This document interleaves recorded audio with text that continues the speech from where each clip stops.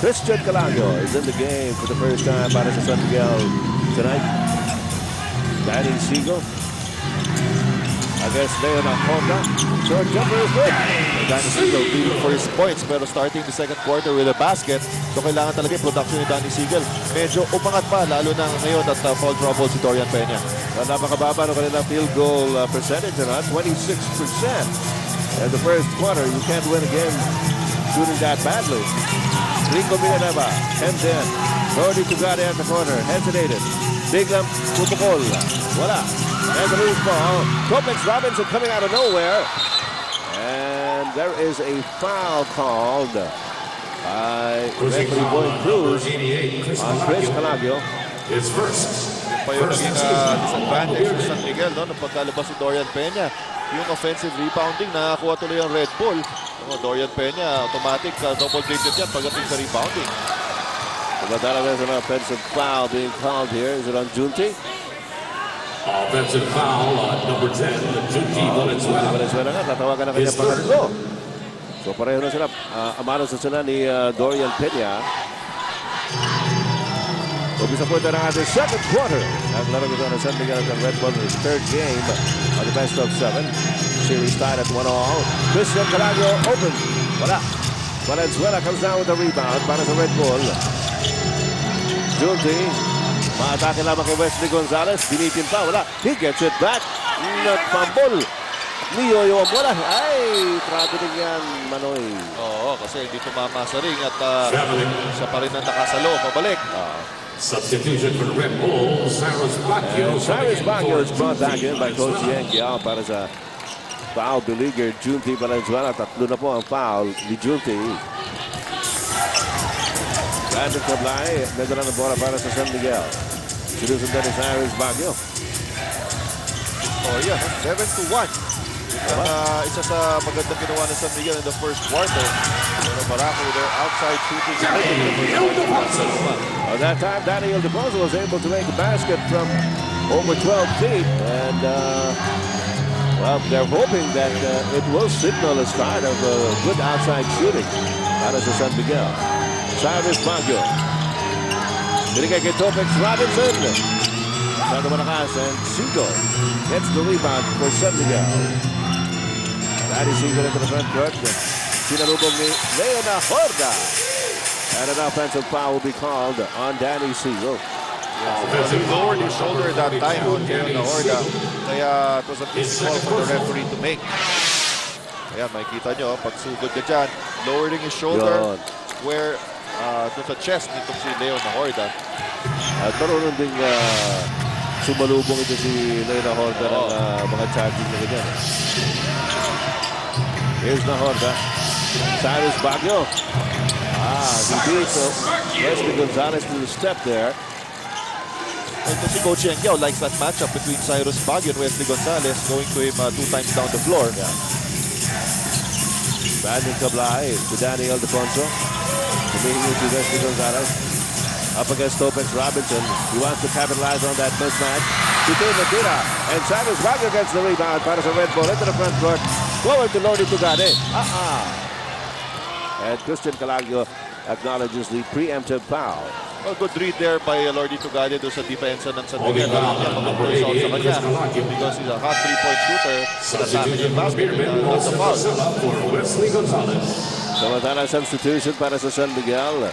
Olson Rosella coming back for Wesley Gonzalez. Leo Horda. Biglang pumihit. And they'll call the foul on Danny Seigle. Dalawang referee. Backing foul number 42, Danny Seigle. Tumawag doon si referee Cruz at Seigle. At pangatlong foul na rin yan ni Danny Seigle. So talagang malaking problema to ni Coach Jong Chico. Ayun ang tinawag na foul on the follow-through. Dalawa ng players ni Coach Jong Chico. Foul trouble. First was Dorian Peña in the first quarter. 3 personals. Ngayon naman, Danny Seigle tatlo na rin. Yun ang mabigat doon. Yung dalawa pa. Foul trouble for San Miguel.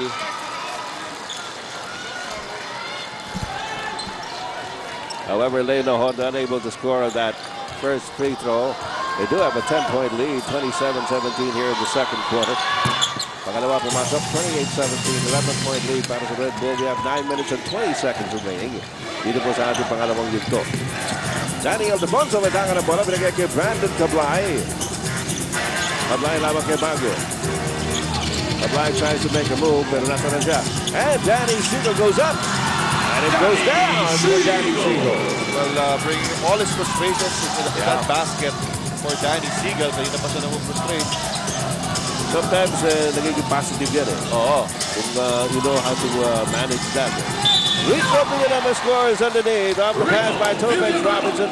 Nakakuha pa ng foul. So a bonus shot here for birthday boy and Rico Beermen. Yun na nga, ganda ng pasa dito ni Topex Robinson. Brandon Cablay medyo nauli on the defensive rotation. Right, Rico Villanueva, pero the foul not hard enough para ma-prevent yung basket na yun by Villanueva. Balita po, kakasalunan nito, di ba? Kakasal? Oo. Balita ko, oo, mali na pasok ko dyan. Malalaman rin natin yan. Okay.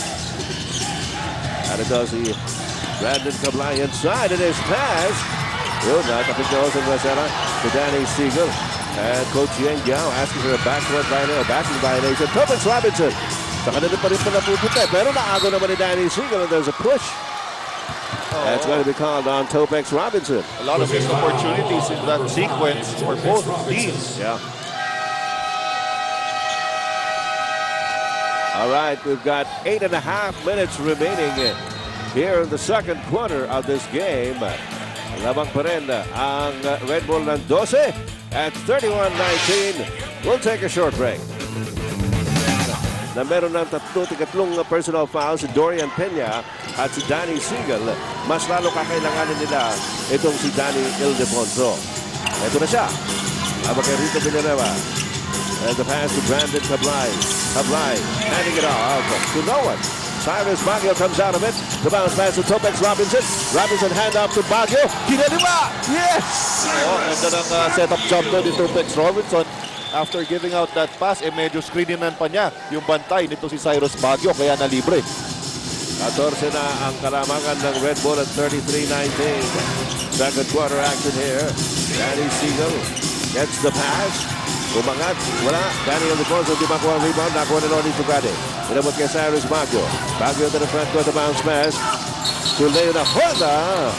And an offensive foul. Yes, medyo nanggigil doon si Leona Horda could have taken that short jumper. Kaya nakita niya, mas maliit yung bantay. Nandun si Brandon Cablay and it's called for an offensive foul. Ganda na laro nito si Leona Horda ng game 2. Oo. Although natalo sila, no? Pero nagpakitang gilas yan. Oo, scoring 21 points, matching his career high. In his young career here is the PBA. So, we hope to see more of Leona Horda. Danny Seigle lamang kay na Horda. Talagang he's got his hands full. Dahil lang inassign sa kanya ni Coach Yang Gao.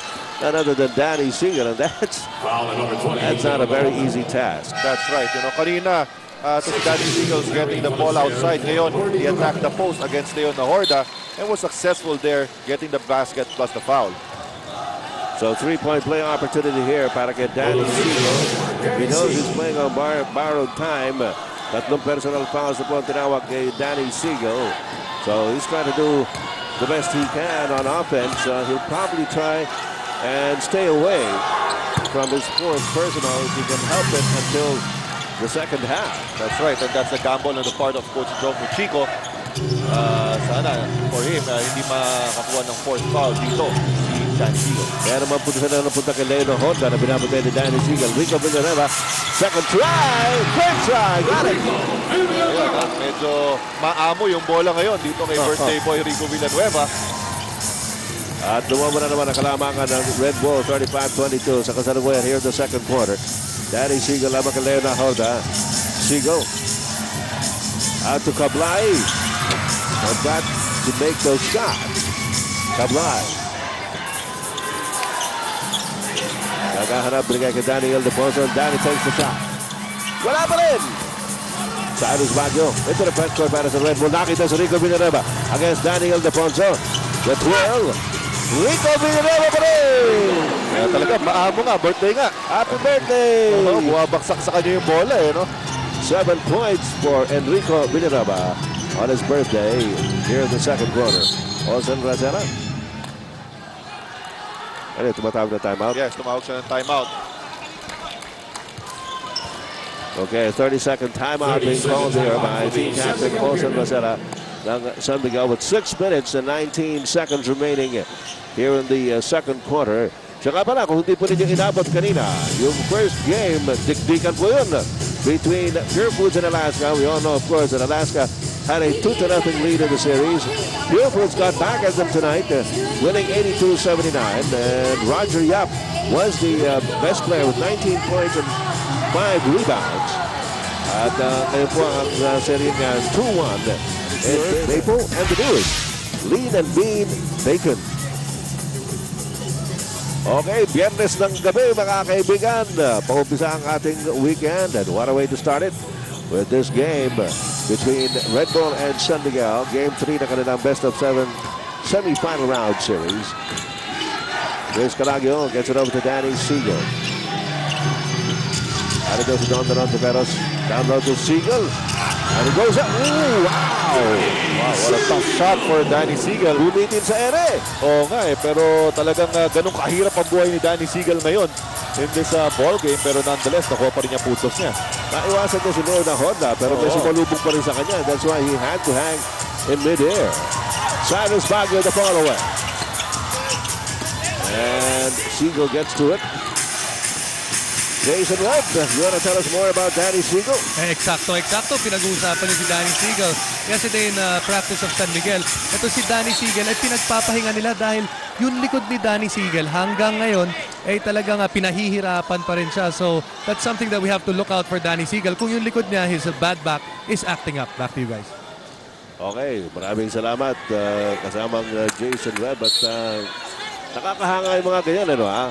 Ako hindi ko maintindihan paano nila nagagawa yan. Pero ayoko na intindihin. Baka ako patamaan. Saka very valuable yung one-day rest, no? For especially back problem.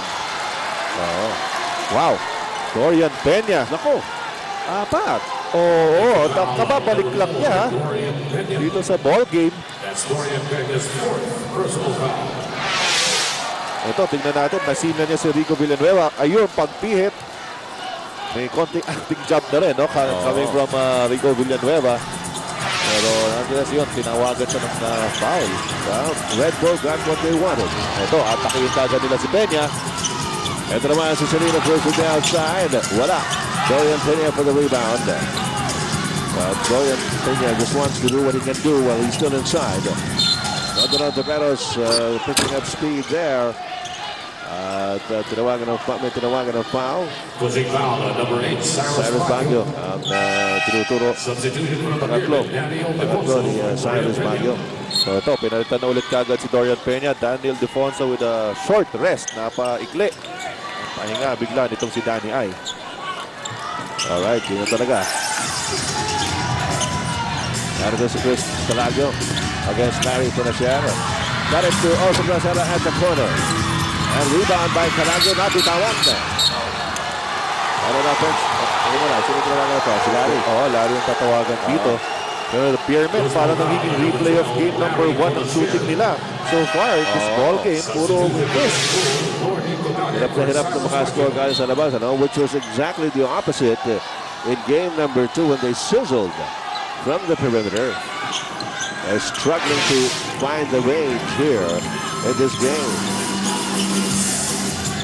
Ito si Danny Seigle. Okay, sabi ni Danny Seigle, sige na nga, ako na lang. Dali na nga. Once again, going to that matchup si Coach Dong Chico, Danny Seigle being guarded by Leo Nahorda. 13 puntos na si Danny Seigle. Boy, here's a break para sa San Miguel. Don Taveros into the front guard, Danny Seigle. Ito na naman, Danny Seigle. He's willing to do it all by himself. With a little help from his friends, of course. Nice assist by Don Taveros. And a good screen coming from Daniel Defonso, preventing Villanueva to hit on the defensive end. And the lead is down to 9. Lordy to Gade. Tawagan ng foul si Olsen Rosera by referee killing in and Coach John Chico. Shaking his head.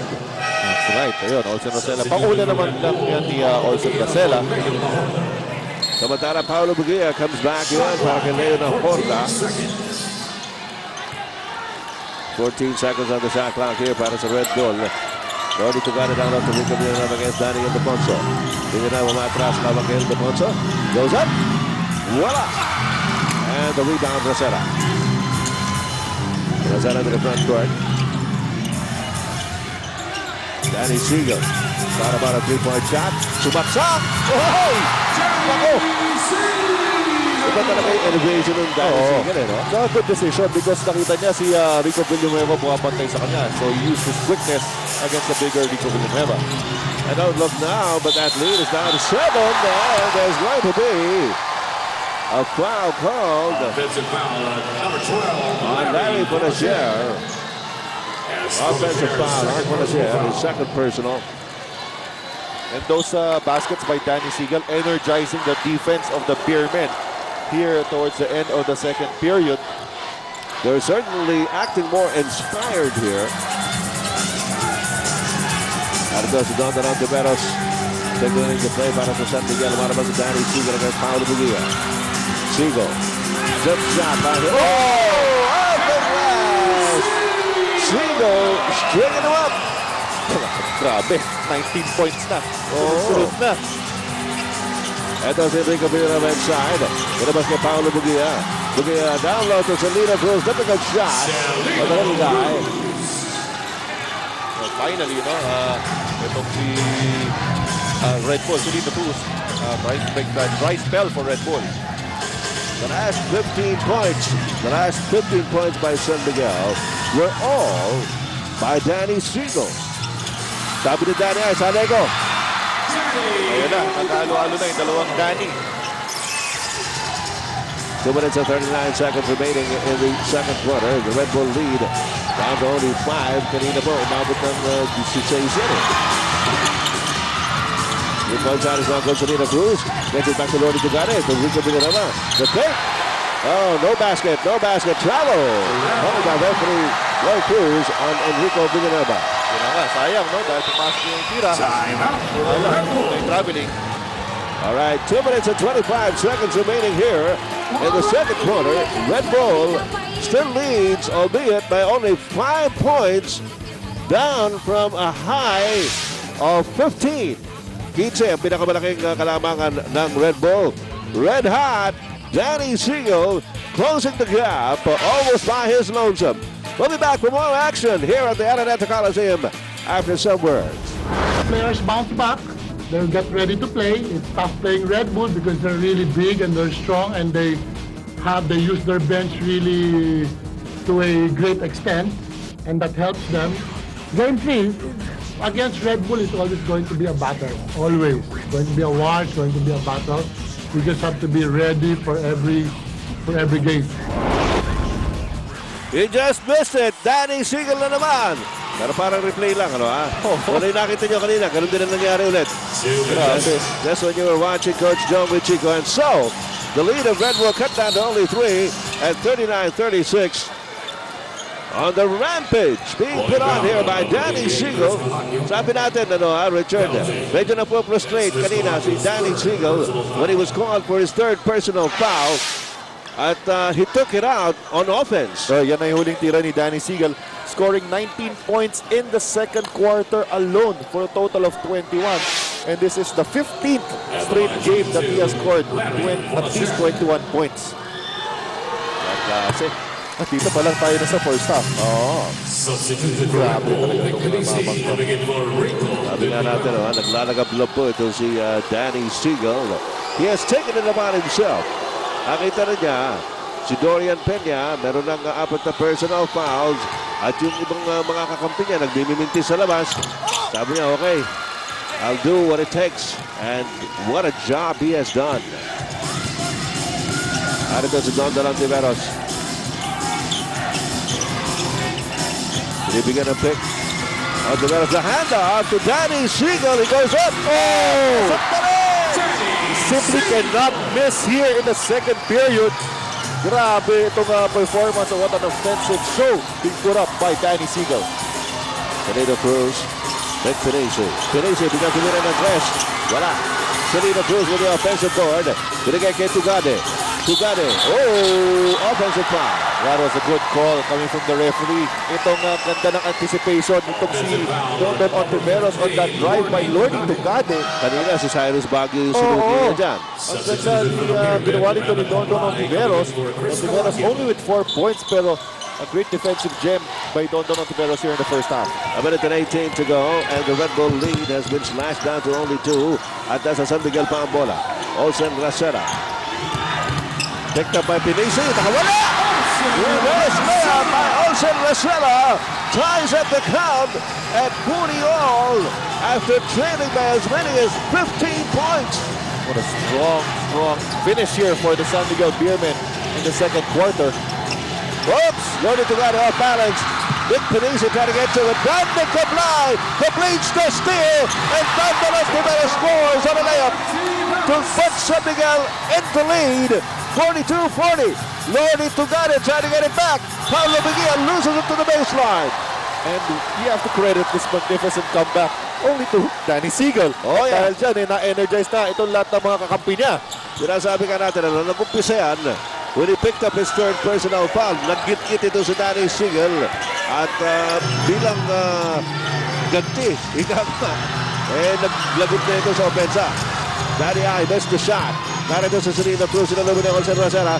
Larry pa na siya looking inside. Binigay instead to Selena Cruz. Round the corner! Knocks it in. And the score is tied at 42. 11 seconds remaining. Second quarter pa na tayo mga kaibigan. Brandon Cablay looking out for Danny Seigle! Oh! Was that? Lordy Tugade trying to get it back on a three-point shot. Wala.